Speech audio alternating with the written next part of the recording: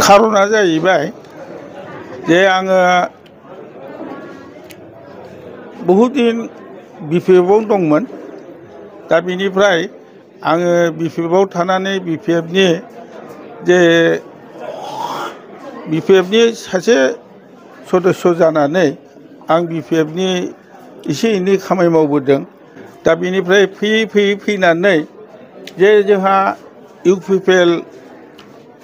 दोलोआदि UPPL पार्टियादि थांनाय इलेक्सनाव देरहानानै जे रलिं गभर्नमेन्टआव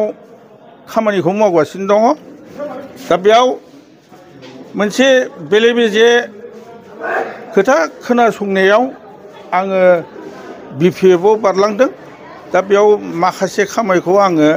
बिपिएफनि जानानै खामानि मावनानै नैबे दा इलेक्सनाव देरहानानै बिपिएफआ माबाया इउपिपिएलआ रलिं गभर्नमेन्ट जाबाय दा ओंखायनो आंनि खर'आ बैसोनि लेखा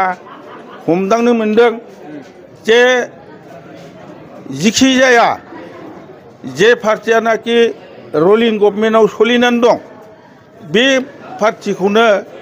आङो आंनि गोसोजों आंनि गियानजों जे बिसोरसो माने सिदायै कर्मखौ स्पस्तयै मावलांगोन आरो बिनिफ्राय जोंनि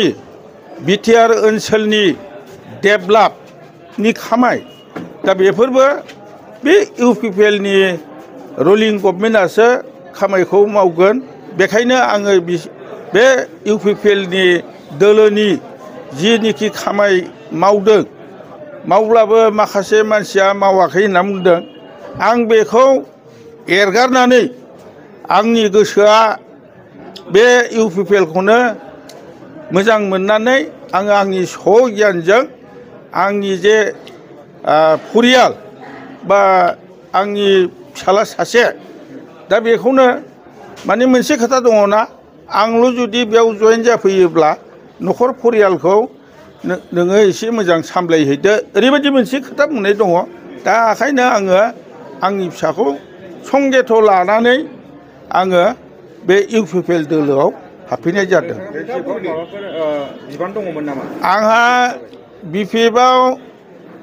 बिपिएफआव बिबान गैया खिन्थु आङो नैबे थांनाय इलेक्सनाव बिसोर माबानायखाय आंखौ जयै नारसिननायखाय आङो स्टेरिं कमिटिनि प्रेसिडेन्ट हिसाबै स्टेरिं अफिसखौ आं सलायदों। औ आङो बिरनामय ब्रह्म आङो नारायणपुर आङो माबा बे गार्डेनपुर प्राइमारिनि नङा आङो नैबे फर इउनियन गाम्बारि बिल प्राइमारिनि बेंखनाव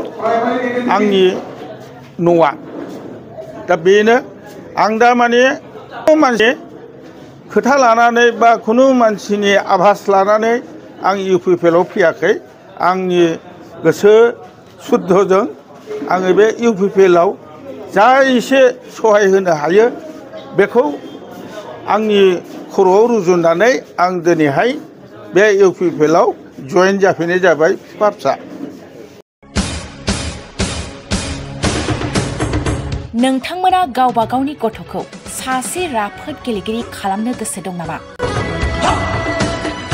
रायजोआरि हादरारि हादर गेजेर थाखोसिम गेलेगिरि खालामनो गोसो दंब्ला नोंथाङा गोबाव दा खालामसै। सासे राफोद रोंखा-राखा गेलेगिरि खालामनो थाखाय नोंथाङा जानजि खाफ्रादो आरो मुं थिसनहैदो।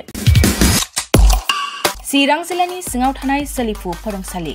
बल्लामगुरि काराटे एकाडेमि फोनांजाब राहा 8720903713 बड' हाउस काराटे एकाडेमि दलाइगाव फोनांजाब राहा 6900451157 बेंटल काराटे एकाडेमि फोनांजाब राहा 9678041226 बिरनगाव काराटे एकाडेमि फोनांजाब राहा 69013417 656 आरो दालिगाव काराटे एकाडेमि फोनांजाब राहा 8720903713 बैफोर मख'नाय सोलोंसालिनिफ्राय सिगांनिफ्रायनो रायजोआरि हादर गेजेरारि थाखोनिफ्राय बान्था मोननो हानाय सोलोंसाफोर मोननो हाबोनाय सोलोंसालि। बे मख'नाय फोरोंसालियाव रोंगौथि गोनां फोरोंगिरिया फोरोंथाय होनानै नोंथांनि गथ'खौ सासे राफोद गेलेगिरि सोरजिनायाव मदद आरो जाफुंसार खालामगोन। अब्ला मानोथो गोबाव खालामनो, थाबैनो मुं थिसनहैदो।